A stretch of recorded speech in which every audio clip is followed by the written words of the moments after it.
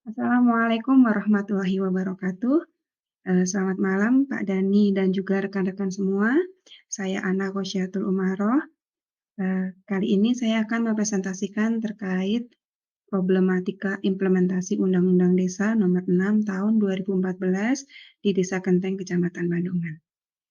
Saat ini jika membahas soal desa menjadi bahasan yang menarik setelah adanya Undang-Undang Desa Nomor 6 Tahun 2014 yang menggantikan aturan sebelumnya, yaitu pada Undang-Undang Nomor 32 Tahun 2004 yang mengatur tentang desa sebelumnya.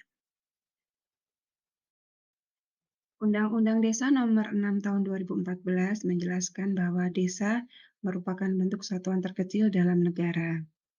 Dengan adanya Undang-Undang Desa ini, bahwa desa tidak lagi menjadi objek pembangunan, tetapi sudah menjadi subjek atau pelaku pembangunan itu sendiri.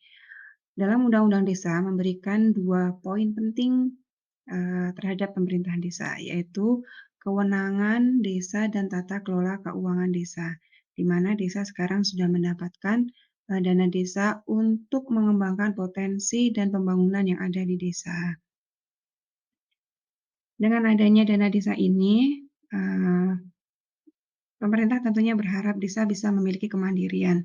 Desa tidak lagi dianggap sebagai kaum pinggiran atau kaum marginal yang ketika kita diejek atau ini cah deso atau segala macam, kita tidak lagi harus malu ketika kita memang menjadi anak desa.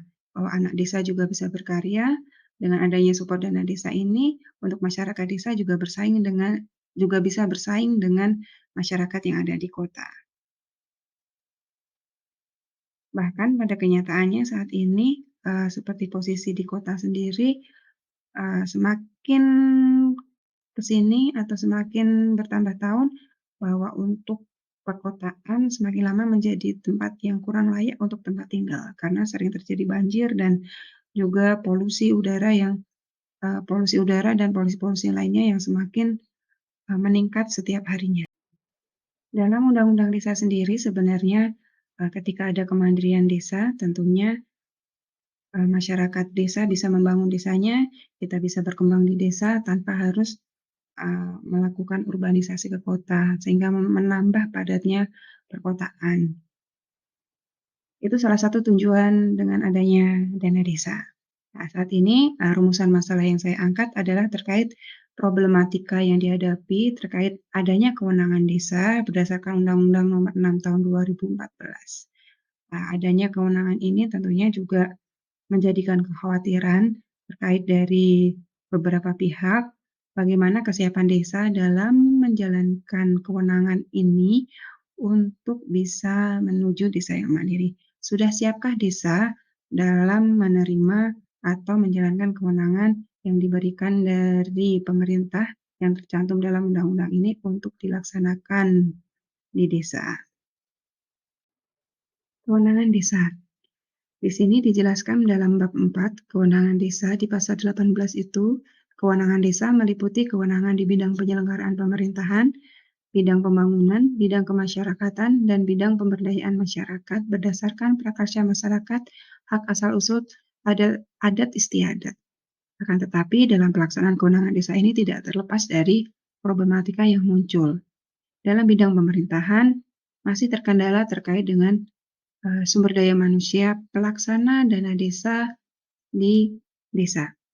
Dengan adanya dana desa tentunya itu membutuhkan pertanggungjawaban seperti yang diamanatkan dalam pasal-pasal dalam Undang-Undang Desa tadi. Ketika sumber daya manusianya tidak disiapkan secara baik, tentunya penyalahgunaan kewenangan, penyalahgunaan anggaran itu sangat rentan terjadi. Sehingga di sini terkait dengan adanya sumber daya manusia itu seharusnya menjadi poin yang sangat penting untuk diperhatikan oleh pemerintah pusat.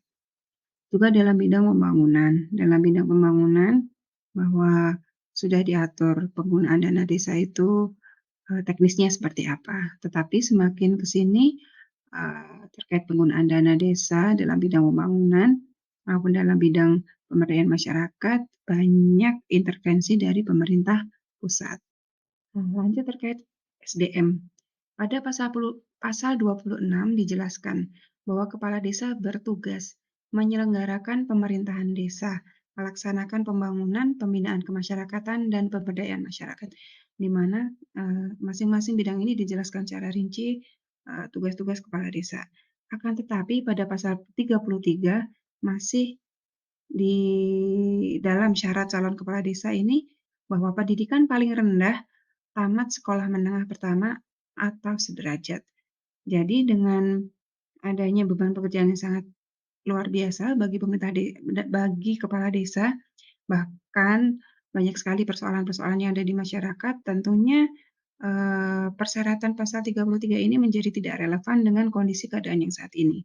Apalagi ya nanti terkait masalah tanah, masalah hukum yang terjadi pada masyarakatnya, tentunya kepala desa harus memiliki pemahaman terkait regulasi secara baik. Dan yang cukup menarik juga di pasal 39 ini bahwa masa jabatan kepala desa selama 6 tahun dan dihitung sejak dilantik dan dapat dipilih kembali sebanyak 3 kali. Tetapi baru ini bahwa kepala desa atau kepala desa mengajukan permohonan kepada Kementerian Desa bahwa untuk jabatan kepala desa selama 9 tahun dan dapat dipilih kembali selama 2 kali pemilihan. Nah, ini bisa menjadikan bahan evaluasi juga. Bisa ada poin plus dan minusnya memang.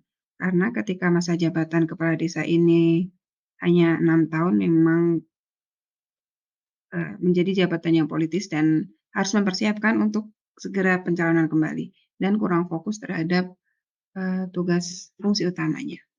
Tapi ketika itu menjadi masa jabatan 9 tahun dan dengan persyaratan tadi SMP, tentunya itu bisa berdampak buruk bagi kemajuan desa karena program-program yang diamanatkan dalam undang-undang bisa saja tidak berjalan dengan baik.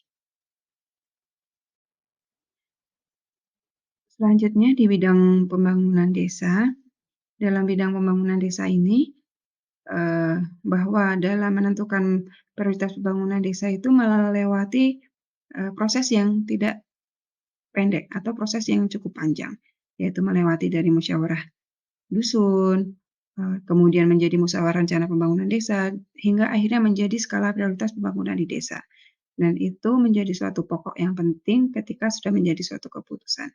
Akan tetapi program pembangunan desa ini tidak dapat berjalan dengan maksimal ketika ada intervensi dari pemerintah pusat terkait penggunaan dana desa.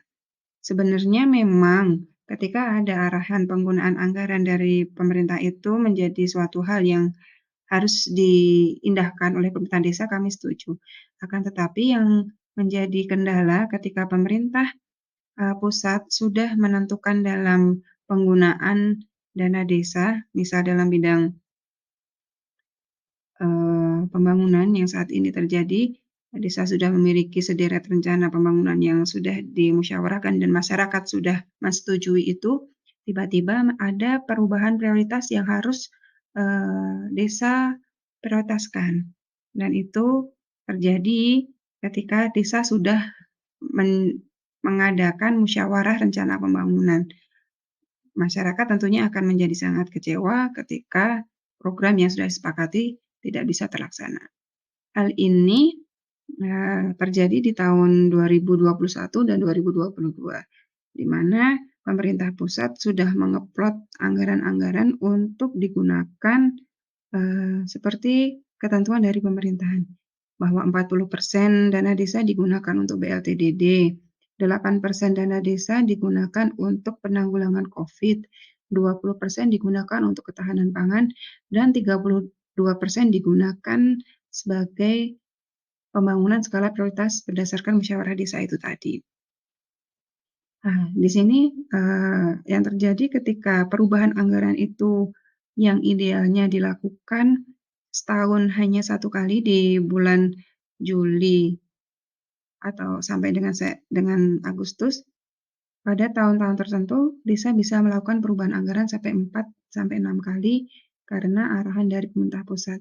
Tentunya dalam penanggulangan COVID, kami sangat setuju karena itu memang harus segera diatasi. Tapi ketika muncul angka persentase harus sekian-sekian, misal harus 8%, kebutuhan setiap desa itu berbeda-beda, sehingga itu memunculkan kendala bagi kami untuk mengalokasikan ketika sudah tidak ada lagi permasalahan atau kasus yang ada, tentunya kami akan mengalihkan kepada kegiatan yang lain. Tapi ternyata tidak semudah itu untuk mengalihkan anggaran penanggulangan Covid. Sehingga rencana pembangunan yang sudah kita rencanakan itu tidak bisa terbangun secara maksimal. Membahas soal desa memang suatu hal yang menarik dan sangat panjang, tetapi karena keterbatasan waktu, akan kita analisis terkait dengan problematika yang ada dalam implementasi undang-undang desa ini yang terlaksana di desa kami dengan teori legal system menurut Lawrence M. Friedman. Dalam struktur hukum, bahwa struktur hukum ini berkaitan dengan unsur-unsur kelembagaan. Tentunya ini sudah masuk dalam unsur kelembagaan di pemerintahan desa ya, yang terdiri dari ada kepala desa, juga ada pelaksana kewilayahan, ada kepala kasih, kepala KAUR yang menjalankan kelembagaan itu sehingga sistem itu dapat berjalan dengan baik untuk menegakkan aturan regulasi undang-undang yang berjalan. Dan yang kedua nanti ada substansi hukum. Pada substansi hukum, sebenarnya dalam Kementerian Desa sudah mengatur terkait dalam pembangunan dan pemberdayaan desa. Dan dalam bidang pemerintahan, ini kita diatur oleh Kementerian Dalam Negeri. Dalam substansi hukum sendiri ini seperti ada perebutan siapa yang berhak untuk mengatur soal desa. Walaupun memang sudah ada pembagian, tetapi terkait peraturan-peraturan yang ada ini cukup membuat kami perangkat desa kesulitan dalam memahami regulasi yang desa laksanakan karena terlalu banyak regulasi yang harus kita pahami baik dari Kementerian Dalam Negeri, Kementerian Keuangan maupun dari Kementerian Desa.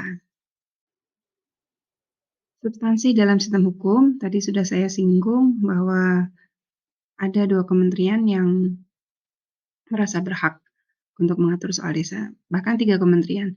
Dalam aturan PMK Kementerian Keuangan terbaru di PMK 128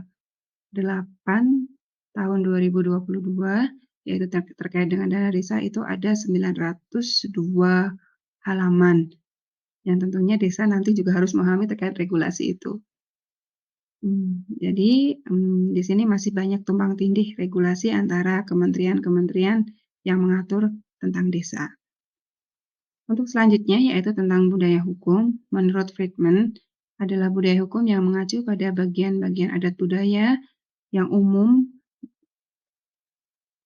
pendapat, cara melakukan dan berpikir yang membelokkan kekuatan sosial menuju bahkan jauh dari dalam cara-cara tertentu terkait budaya hukum. Budaya hukum di sini tentunya tadi sudah dijelaskan bahwa setiap desa memiliki hak asal-usul yang perlu diakui oleh pemerintah pusat, bahwa setiap desa memiliki keunikan atau bahkan setiap wilayah bisa memiliki budaya hukum yang berbeda-beda yang harus diakomodir dalam undang-undang desa ini. Demikian presentasi saya terkait dengan desa. Tentunya masih banyak hal yang ingin saya sampaikan, tapi karena keterbatasan waktu, saya cukupkan sampai di sini. Jika ada kurangnya saya dalam menyampaikan informasi, saya mohon maaf. Saya akhiri. Wassalamualaikum warahmatullahi wabarakatuh. Selamat malam teman-teman semua.